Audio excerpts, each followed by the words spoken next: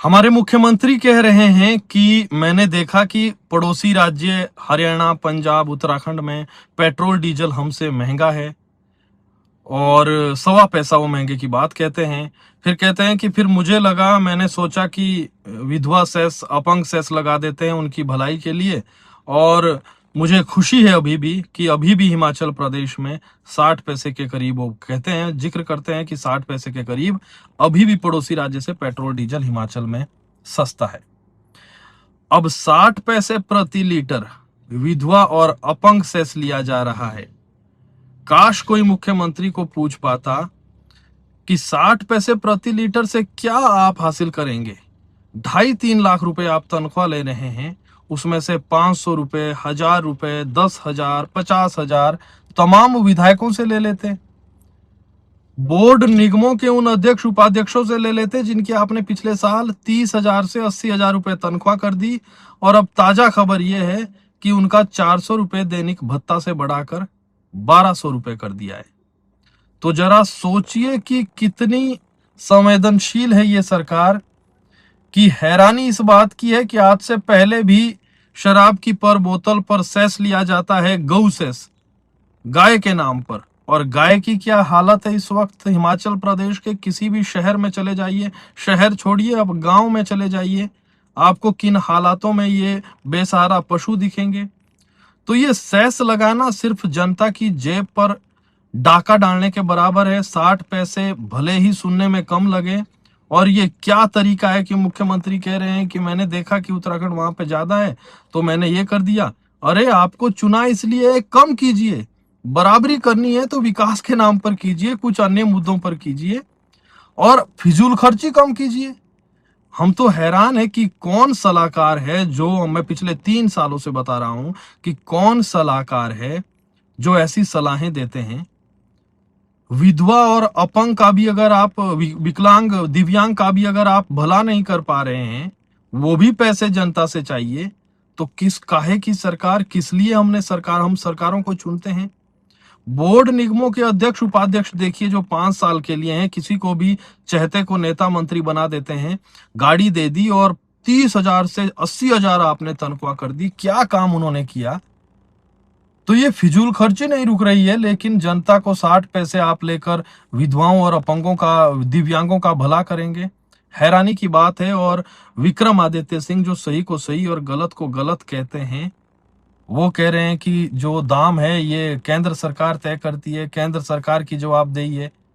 अरे जो केंद्र का है वो केंद्र पर छोड़िए, वो सवाल हम केंद्र से पूछेंगे, उनके नेताओं से पूछेंगे। लेकिन जो आपके हाथ में, जो आप सुख की सरकार कह रहे हैं, व्यवस्था परिवर्तन कह रहे हैं, आप भी तो कुछ किसी चीज के लिए जवाबदेह हैं। इतना सी बात समझ नहीं आई कि विधवाओं और दिव्यांगों को का भला करने के लिए भी अगर सरकार नहीं कर पा रही है, तो आखिर सरकार फिर चुनी क्यों गई है। फिर तो राष्ट्रपति है, राष्ट्रपति ये सेस लगाकर जो भी टैक्स जाता है उससे करते रहेंगे काम। 400 रुपए से बढ़ाकर 1200 रुपए दैनिक भत्ता कर दिया है। जरा सोचिए क्या कहा मुख्यमंत्री ने, उनकी बातों से आप समझिए 50 सेकंड में उन्होंने क्या कुछ कह दिया। पूरी सरकार का लेखा जोखा बता दिया कि कैसे ये सरकार काम कर रही है।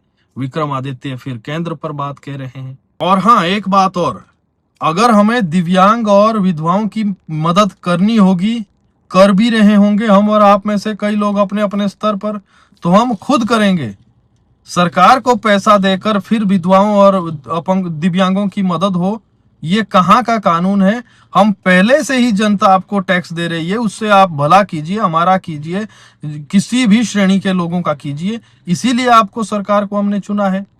अब अपनी तनख्वाहें जब बढ़वानी हो सरकारों को, चाहे बीजेपी हो चाहे कांग्रेस हो, तो मेज थपथपा दिए जाते हैं। अब तो वो गुंजाइश भी नहीं छोड़ी है कि सुर्खियां बने कि विधायकों और मंत्रियों की तनख्वाह बढ़ गई है। अब तो ऐसा नियम कायदे लेकर आ गए हैं कि अब अपने हिसाब से हर 2 साल 5 साल में अपने महंगाई की दर के हिसाब से उनकी तनख्वाहें बढ़ती रहेगी। तो सवाल पूछने होंगे, सिर्फ जैन जी सवाल नहीं पूछेगा, आप सबको सवाल पूछने होंगे कि फिजूल खर्ची आप कम नहीं कर रहे हैं और आम जनता पर आप हर तरीके से उनसे आप जितना निचोड़ सके उतना निचोड़ रहे हैं। विक्रमादित्य सिंह क्या कह रहे हैं वो भी आप सुनिए, और मुख्यमंत्री के इस बयान को तो हो सके रिपीट में लगाकर सुनिए। आपको समझ आएगा कि कितनी गंभीर होती है ये सरकारें गरीबों के लिए, आम जनता के लिए। मुख्यमंत्री की बातों को जब आप सुनेंगे, एक्चुअली में जब मैंने पंजाब, हरियाणा, उत्तराखंड के डीजल और पेट्रोल के रेट देखे तो हमसे वो 100 रुपये ज़्यादा है। तो मैंने कहा भी हमें क्या करना चाहिए। तो मेरे दिमाग में एक विचार आया कि हम अपने विधवा बहनों के लिए, उनके बच्चों की पढ़ाई के लिए सेस लगा देते हैं, जिसका कि हमने कानून पास किया। और आज खुशी इस बात की है कि आज भी हमारा जो पेट्रोल और डीजल का रेट है 60 से 70 पैसे, वो उत्तराखंड से कम है, पंजाब से कम है, हरियाणा से कम है। चंडीगढ़ का, क्योंकि चंडीगढ़ यूनियन टेरिटरी है तो उसमें किसी प्रकार का लगता नहीं, उनके पास बहुत पैसा आ जाता है। बाकी सब जगह से हमारा अभी भी 70 पैसे कम है।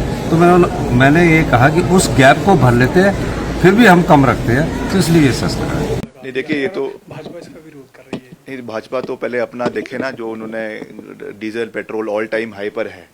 ऑल टाइम जो है पेट्रोल डीजल के क्या कीमतें आज 95 रुपए और 105 रुपए जो है वो डीजल और पेट्रोल क्रॉस कर चुका है। तो पहले तो उसकी जवाबदेही उनको देनी चाहिए।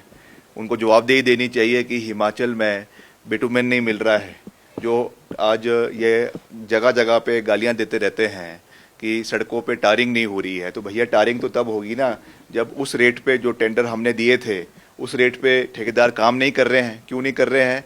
वो आपकी जो लापरवाही है, जिसकी वजह से कच्चा तेल हमको सस्ते में रशिया से मिलता था वो मिल नहीं रहा है।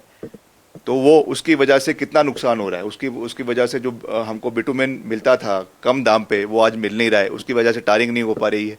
तो ये तो एक नेशनल फिनोमिना है, इंटरनेशनल फिनोमिना है। तो उस दृष्टि से हिमाचल में अगर कुछ सेस बढ़ा भी है तो वो जो नेशनली बढ़ रहा है उसी तर्ज पे हिमाचल में भी उसमें जो है वो वैट या सेस जो लगाया गया है वो लगाया गया है।